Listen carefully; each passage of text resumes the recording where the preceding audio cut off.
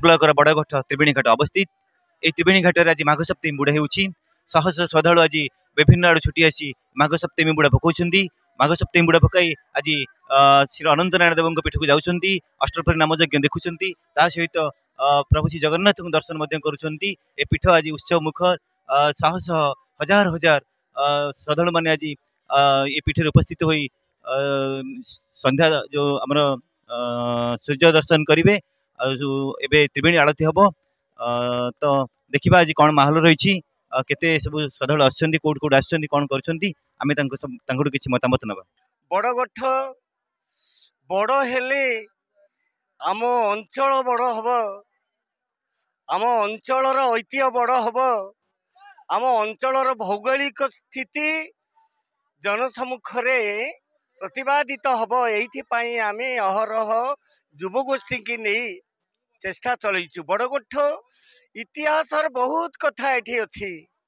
ये चाहाणी क्षेत्र जगन्नाथ 14 थर यही बाट दे जेतेबेले आतंकोपन करने को जाइछंती सेतेबेले यही क्षेत्र को चाही चाही जाइथारु या ना चाहाणी क्षेत्र ये गड़कोकल ठारू यही बाटे ये चापडंगारे जाइछंती। एटा चाहाणी क्षेत्र बड़गठ। ये बड़गठ आमे गोठ गोठ गाई महिषर गोठ एठी, चिलिकार पशु पक्षीर गोठ एठी, एठी माछ कंकड़ार गोठ एठी, पर्यटकर गोठ एठी जमी जाए, एठी गौड़ गोठ पकाए, एठी चाषी ता धान खेतरु धान अमल करी ओडिशार अमार को दिए। ये सबु दिगरु गोठ बंधन गोठ हुए बोली मत्स्यजीवी ठारू आरंभ करी कृषिजीवी पर्यंत एठारे गोठ गोठ ही रहंती। बड़ गोठर संकेत कहिले जोगमाया मंदिर गोटे बरगछ, गोटे पोखरी, गोटे मंदिर एतिकी मात्र थिला। आज बड़ गोठ बहुत बड़ हवाको जाउछि।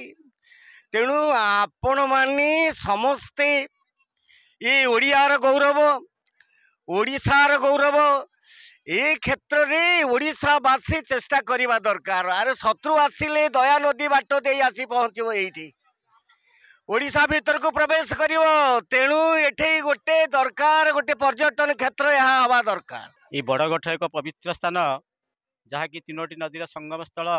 ठाकुर अभिराम परमहंस एठी तांकर नौका विहार समय बसुथिले।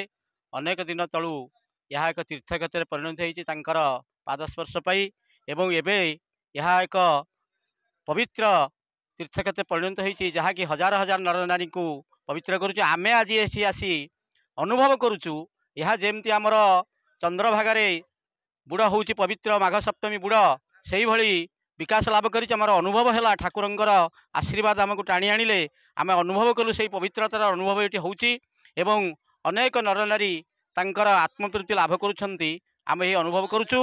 एवं भारत वर्षर जो महाजागरण होइछि सनातन संस्कृति हिंदू धर्मर ताहा एठी प्रतिफलित होइछि एवं भविष्यत पई यह एक विशाल एवं महत्वपूर्ण क्षेत्र भाव में प्रतिष्ठित होब।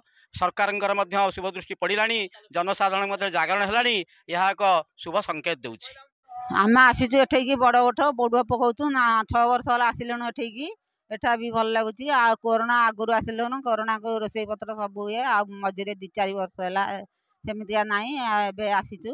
आ सब भल एठे सब ठाकुर ठाकुराणी समस्त भी देखिलु। समस्ते सब लोक जमुंट भल लोक भी देखिलु। एमती सब गार आसी आम जा बड़ जा सान जा आ समस्ते आम साथी आसी नाती नातुणी भी समस्ते आसी एठे दिया देव बुड़ एना अंधारू भोर पकईलु बुड़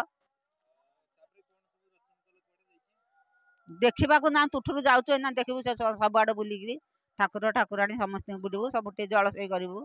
आज पवित्र त्रिवेणी बुड़ आमको अनुभव हुए सते जमिति यह आम द्वितीय चंद्रभागा दया लुणा भार्गवीर पुण्य संगम स्थल।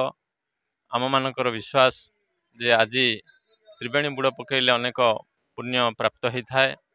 गाँ गहली जो माने कोणार्क जावा चंद्रभागा बुड़ पकईवा संभव न हुए सेमानक पई यह द्वितीय चंद्रभागा। एठी प्राय प्रतिवर्ष 10,000 श्रद्धालु बुड़ पकई थांती एवं सेमानक पई पीठ तरफरु प्रसादर सुबंदोबस्त करा जाई थाए। यह प्रतिवर्ष पालित होउची। आमे समस्त श्रद्धालु मानक विनीत निवेदन रखु थाए एमती कार्यक्रम प्रतिवर्ष चालू रही थाउ। समस्तंकर आंतरिक साहाय्य सहयोग सहायता प्राप्त हेले पीठ विकसित हब।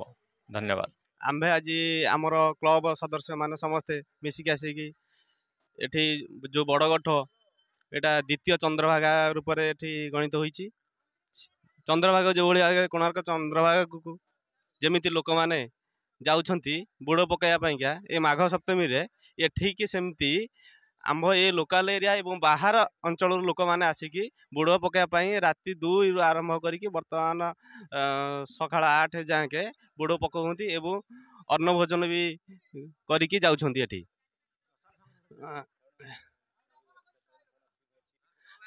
असुविधा या जे आमर ये जो बड़गट पीठटा आउरी टिके सरकार तरफ उन्नत धरणर कले ये जो श्रद्धालु मैंने आसुँच से आउरी टिके भल उपकृत हेबे से माने पूजा अर्चना करने सुविधा हम एवं गवर्नमेंट तरफ जदि या संपूर्ण भाव में सहयोग टिके मिलिबो ताहले ए बड़गड़टा आहुरी उन्नत हम।